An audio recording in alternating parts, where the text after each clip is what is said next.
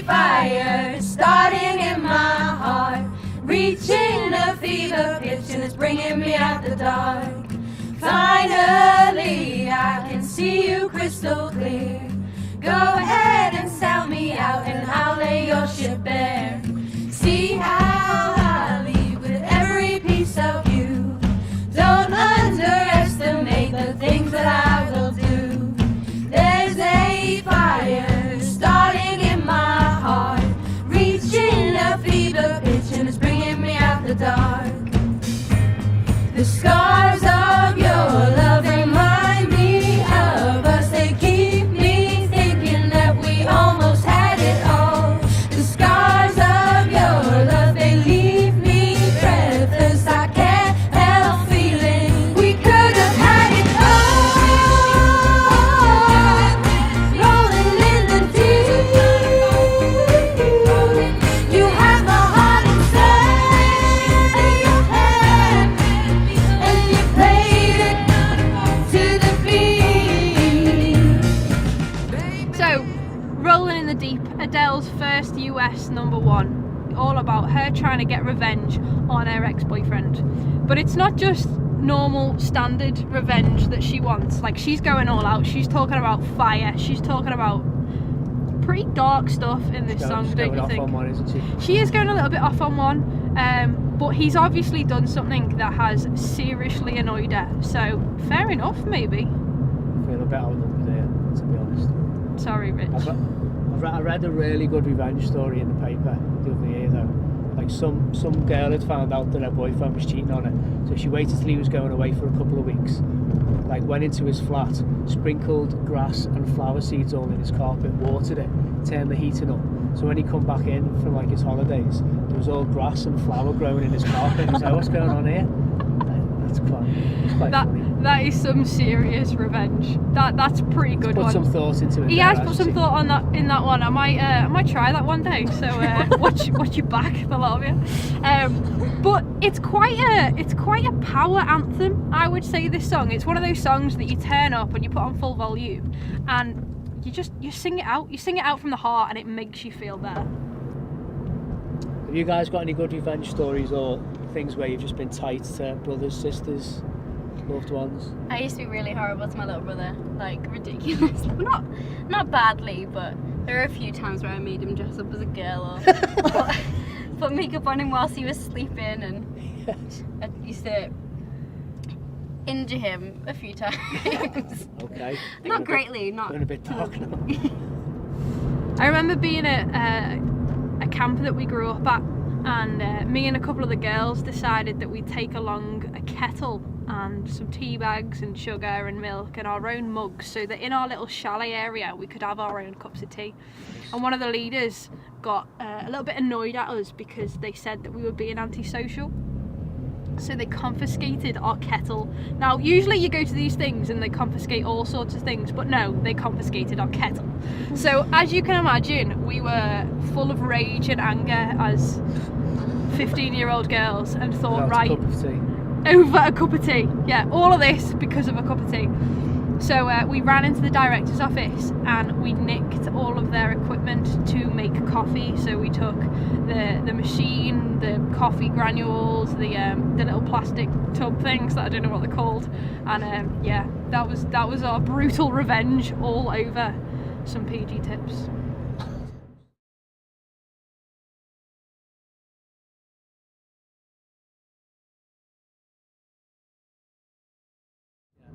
So in the song, she's basically just venting her anger, isn't she? Yeah. Something bad's happened, and she gets it out somehow. But we've all been through that, haven't we? There's always, she talks about scars that have hurt her, and they're not physical, they're emotional. We've all had times where somebody's really hurt us, and the first thing we want to do is lash out, don't we? It's just a natural part of life, being angry in that way, isn't it? Is it always a bad thing, though?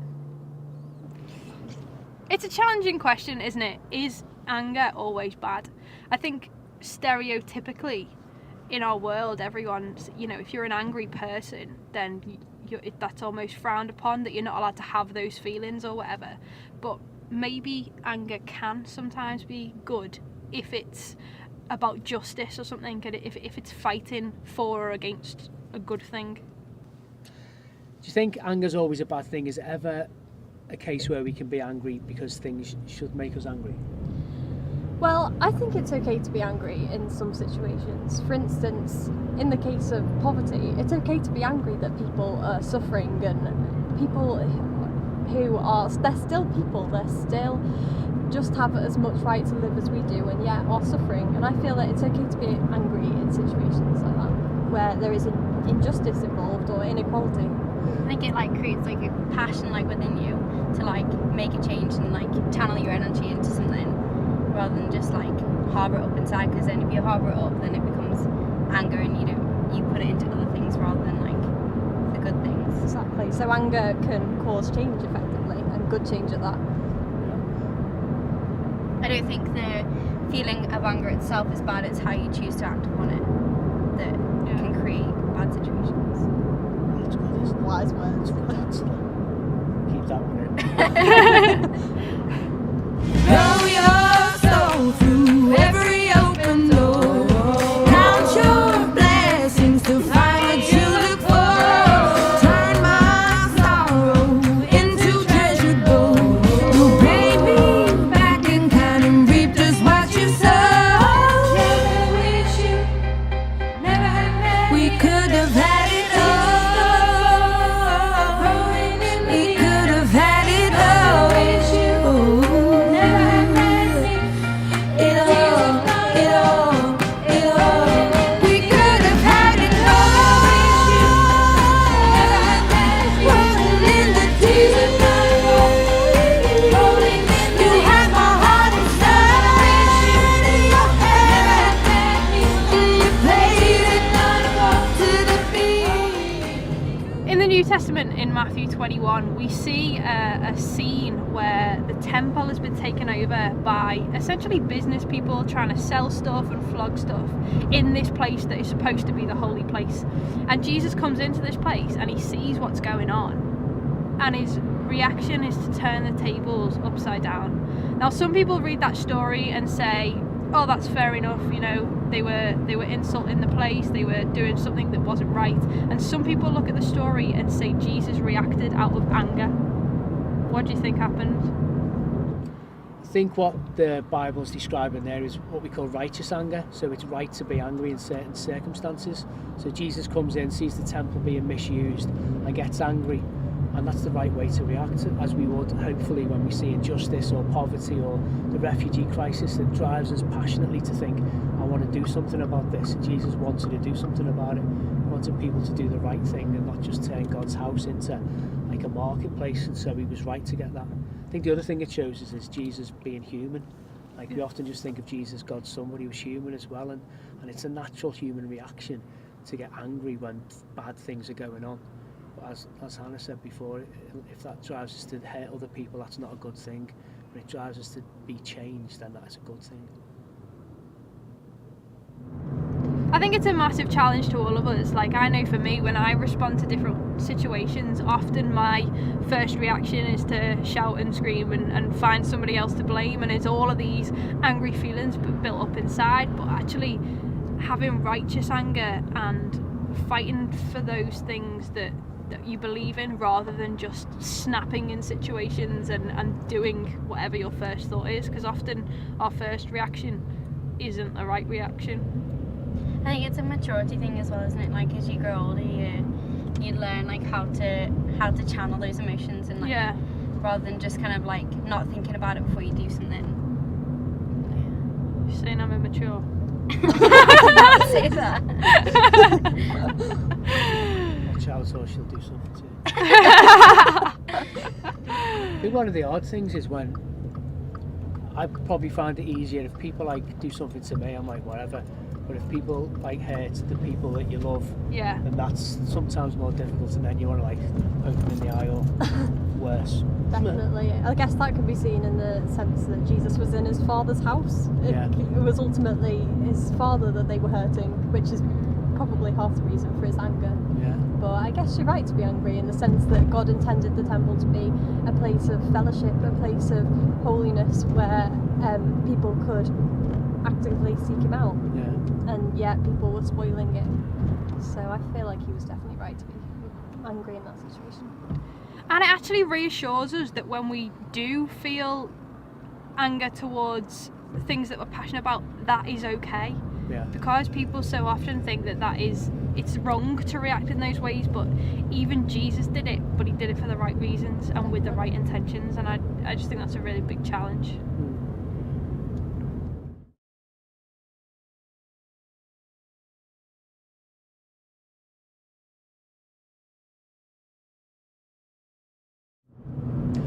So there's a verse in Matthew 25 where Jesus says, if you did something even for the least of the people here on earth, it's as though you did it for me. So what do you think Jesus is trying to say there?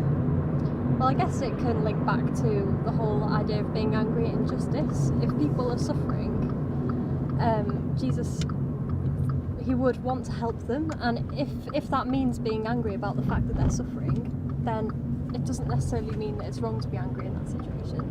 It means that it's okay to want to help people who are suffering. And the least of me, we're talking about and anyone who we interact with, essentially we want to do it in a way that is honouring to God and a way that he would approve of. Whether that is someone really important, I mean, obviously you're going to behave in front of the Queen or someone like that, but if it's someone who's maybe lower, essentially you're acting in Jesus, and he wants you to put him across to other people so that they can come to know him as well. I think that's something that my sister is really good at. Like she won't make a big deal about it, and will probably hate the fact that I'm saying this on a public video. However, like when she sees a homeless person in the street, she won't just walk past, and she'll discreetly like sneak off and get them some chips from Mackey's or biscuits or whatever. And it's almost like that what you did, you know, what you're doing for other people, you're also doing for me. Is not just the being angry about it and fighting against injustice. It's actually going and doing things to help other people. Yeah. You know, Jesus sees that feeding the homeless guy as you're feeding me. Yeah. And I think that is really powerful as well. Yeah. So essentially, Del needs to chill her beans a little bit, doesn't she?